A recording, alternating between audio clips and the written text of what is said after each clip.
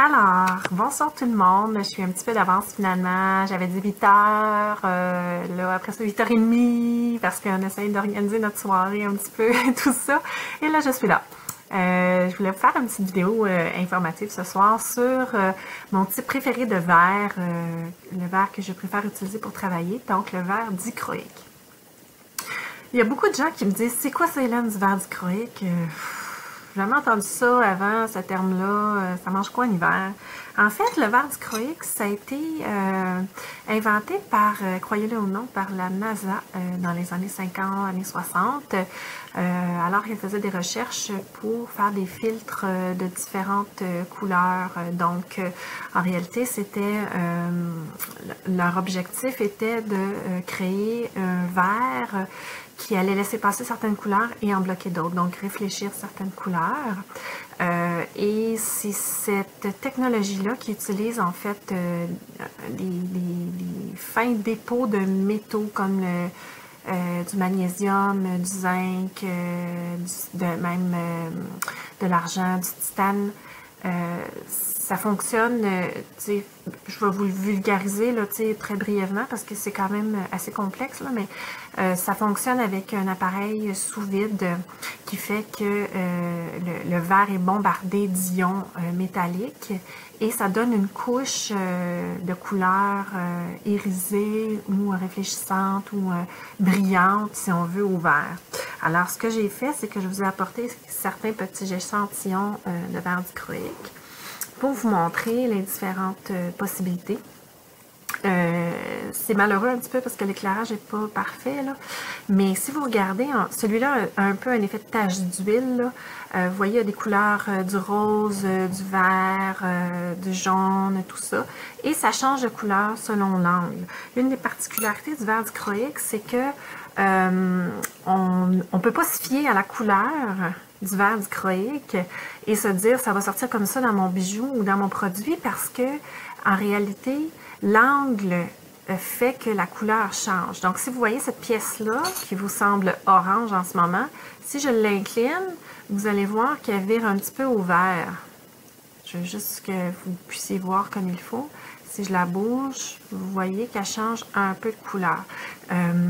Donc, c'est une des particularités du verre dichroïque, en fait, c'est que ça change de couleur selon l'angle de la lumière et il faut tenir compte de ça quand on prépare un bijou en verre dichroïque ou un élément en verre dichroïque parce que des fois, on peut avoir des mauvaises surprises. On peut avoir l'impression qu'on va utiliser un morceau comme ça qui a l'air orange, puis là, après la fusion, on se retrouve avec d'autres couleurs. Donc, c'est important de tenir compte de ces caractéristiques-là. Autre chose que je voulais vous dire au sujet du verre dichroïque, en fait, un petit fait historique intéressant, là. Ils ont retrouvé, des archéologues ont retrouvé des morceaux de verre dichroïque, imaginez-vous donc, aussi vieux que le 4e siècle après Jésus-Christ, donc pendant l'Empire romain. Ils ont trouvé des pièces de verre dichroïque, évidemment, c'est très très rare, là. Donc, il existait déjà une certaine technique à cette époque-là pour le faire. Les historiens ne savent pas exactement comment les Égyptiens pouvaient procéder pour le faire, mais on sait maintenant que ça existe depuis très très longtemps.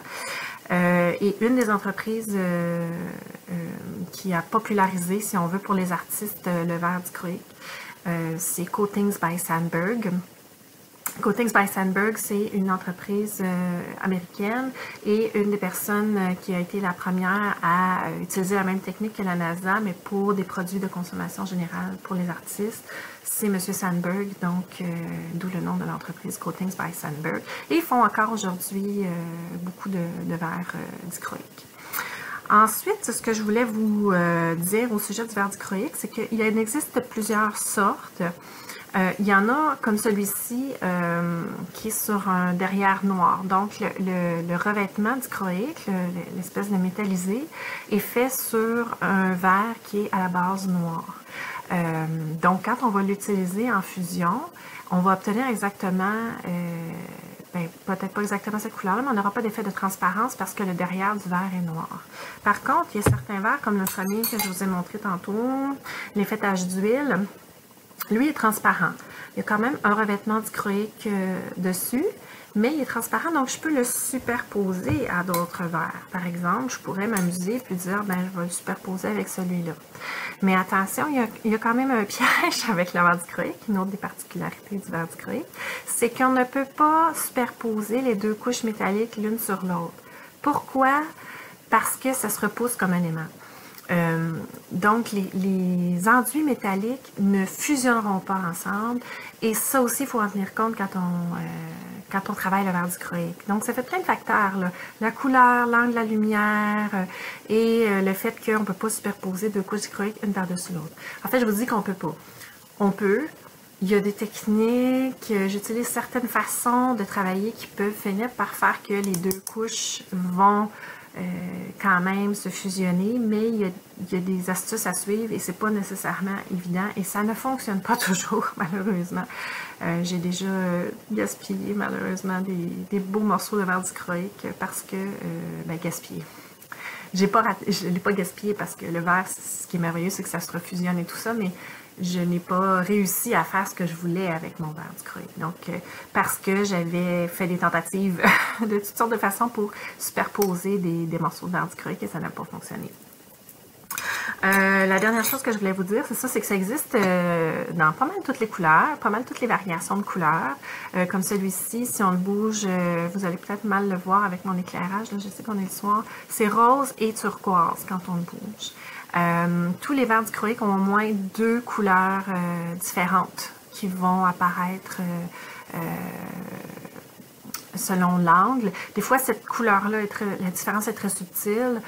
Par exemple, j'ai des verres argentés qui vont être un peu plus bleus dans un angle et très argentés dans l'autre, mais ça reste argenté. Là. Ce ne sera pas une variation de couleur franche comme ce morceau-ci ici que je vous ai montré tantôt, là, qui passe du vert au orangé. Là. Ça, c'est vraiment une variation de couleur très, très franche. Et même si on parle de dichroïque, en réalité, on pourrait dire que ça peut être du pentachroïque ou du trichroïque ou whatever, parce qu'il y a des verres qui ont plusieurs couleurs différentes là, selon l'angle. Bon, ce que je disais, c'est que ça existe dans beaucoup de couleurs, mais une des difficultés qu'on a avec le verre dichroïque, c'est qu'il n'y a pas de revêtement rouge qui sortent très, très rouge. La plupart des verres dichroïques qui semblent rouges, en fait, les fabricants appellent ça le copper cyan. Ça sort vraiment doré, orange foncé, un peu feu comme couleur. Donc, quand on va avoir une pièce de verre dichroïque avec une couleur très très rouge, on ne peut pas seulement utiliser le verre dichroïque. Il y a d'autres astuces à utiliser pour que ça sorte vraiment rouge. C'est pas mal la seule couleur à laquelle je peux penser là, que j'ai vu qui ne sortait pas franche là, en fusion de verre, mais en général, le verre dichroïque vient dans pas mal de couleurs. Donc voilà, j'espère que ça répond un petit peu aux interrogations. Je vais terminer en vous montrant ma pièce Seashell que j'ai faite hier. Ce qui est merveilleux avec ça, c'est que le verre dichroïque, ça donne vraiment des belles variations de couleurs, de profondeur.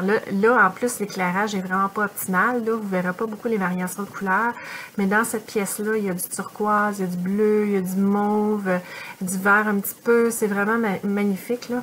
Et on a un bel effet de profondeur là, quand on la bouge. On a l'impression que il y a plein de couches différentes, puis que c'est un peu magique là, en réalité. C'est ça qui me fait triper avec le verre dichroïque, c'est que les effets sont magnifiques et ça donne vraiment des pièces uniques d'une fois à l'autre. C'est sûr que c'est un petit peu plus cher que du verre mat ou du verre clair simple, mais je pense que le résultat en vaut vraiment la peine et c'est sûr que vous allez en voir beaucoup sur ma page. J'aime trop ça.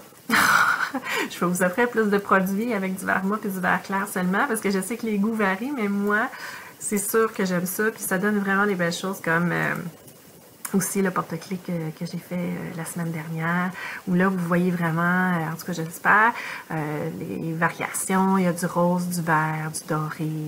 Ça change un peu selon l'angle et tout ça.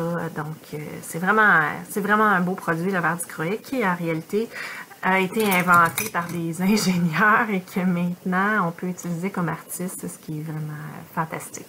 Donc voilà, j'espère que ça répond un petit peu à vos interrogations, que vous en savez un petit peu plus sur le verre dichroïque à présent. Et puis, si jamais vous avez d'autres questions, s'il y a des capsules que vous aimeriez que je fasse sur le verre, la fusion du verre, des petites choses qui vous passent par la tête, gênez-vous pas, ça va me faire plaisir. Moi, j'aime ça vous parler en direct. Puis, pour les curieux qui étaient là avec moi, merci de vous être joints à moi. Et pour les autres qui allaient voir la vidéo en rediffusion, ben, je vous remercie aussi de m'écouter et de continuer à m'encourager. Ça me fait vraiment plaisir de vous jaser et de partager ma passion avec vous. Sur ce, bonne fin de jeudi soir et on se revoit bientôt. Bye bye!